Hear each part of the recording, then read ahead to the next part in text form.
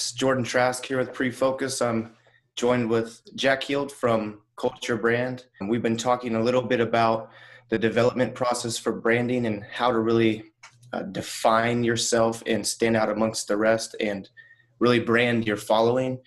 So we're going to start with a couple episodes here, just really discussing the definition of branding itself and expand on our approach and how we plan on working together to really help you out moving forward.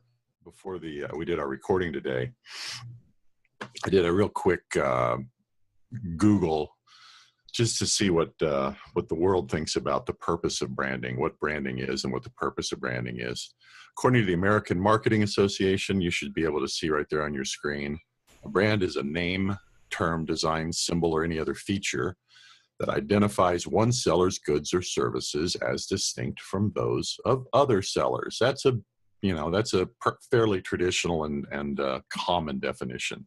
David Ogilvy, the advertising genius from last year, described a brand as the intangible sum of a product's attributes. I believe he's getting a little closer to what we're going to try to be talking about. I then asked Google, so what exactly is the purpose of a brand, just to see what folks have to say out there. Here's one that says the purpose of a brand is to cause an effect. It needs to stand for something different and singular, something focused, memorable, meaningful, and valuable enough to create or to cause emotion and ultimately action. I like that. You've got to be able to cause emotion and ultimately action for your brand to actually have any value. Exactly. And then finally, this person said, and I like this, the purpose of branding is knowing and consistently living from a true identity, from a real story, so that executive leadership, sales, and basically everybody in the business all align and mature in a compelling manner that's meaningful to anyone who encounters the people who make up the brand. And then he kind of summarizes it all by saying a brand is the story of people headed in a direction, inviting you to journey with them. And then finally, Google just helps things out a lot when you say, what is a brand? They say a brand is a type of product manufactured by a particular company under a particular name. Now, that's a terrible definition, although it is accurate in terms of how normal usage is done. My very favorite one is the second definition, an identifying mark burned on livestock, or especially formerly criminals or slaves, with a branding iron. So I'm going to stop sharing this screen now, and we'll get back to looking at your lovely face. So that's what the world thinks about branding. Now, my definition of branding is much closer to the oldest definition. When cowboys would brand a cow, they did it for a specific reason. It was to establish control and ownership over that particular cow.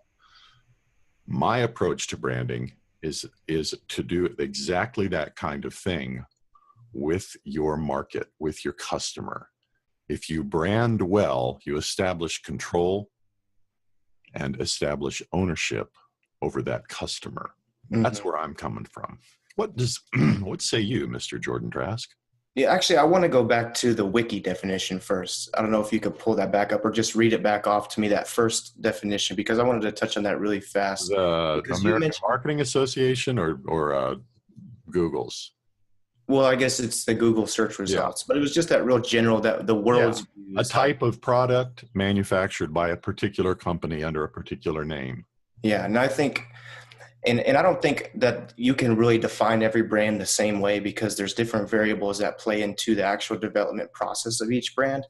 But I think, looking at it from that perspective, it's not just the name, it's not just that image or that general design that you're tabbing or branding, for layman terms, your company with.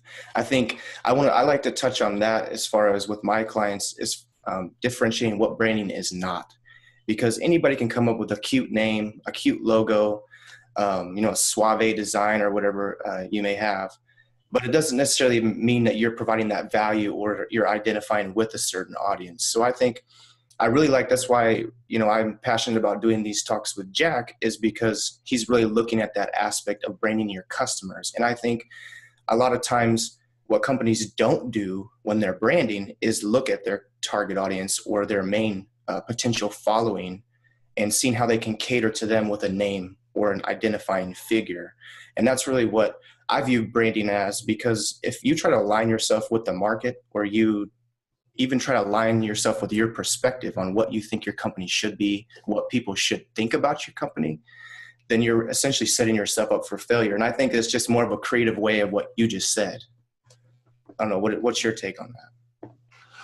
Well, as I thought about how you and I work together, I almost feel like in some ways it's very similar to the way an architect and an engineer work together. Dale Chihuly, the glass artist, he had an accident and actually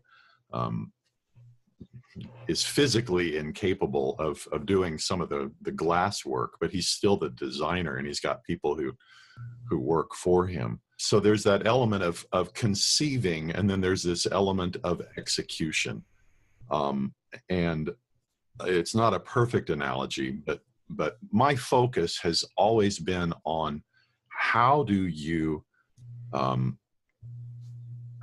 present yourself, whether that is a personal brand as an individual who's trying to make an impact on a market, or your company trying to make an impact on a market with a product or a service. How do you present yourself to the people that you're trying to appeal to in such a way that you are unforgettable and so emotionally compelling that you essentially remove all the other options for them, that you are at the very top of the list of their choices for whatever your offer happens to be. For me, that is a psychological, a neurological, and a sociological problem. A lot of brand managers approach it as a design problem, as a color problem, as a font problem. All of those things are good. I mean, you certainly don't want to have a visual design that's completely confusing. But in this day and age, my belief, and I think we can prove it over and over and over, is that until you address the psychological, the neurological, and the sociological needs of your market with your brand, then you don't have any way to differentiate and separate yourself from all your competitors. Because quite frankly, in this day and age, great design is not that difficult to come up with. But that doesn't make you stand out from the rest. And the only way to do that is to hook them at the emotional level, at the cognitive level, and at the social level. And I think you brought up words. Yeah.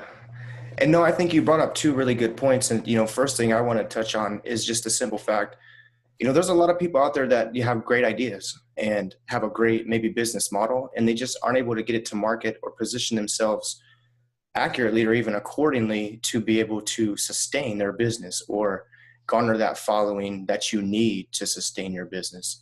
And I think you mentioned design there is an integral part to branding.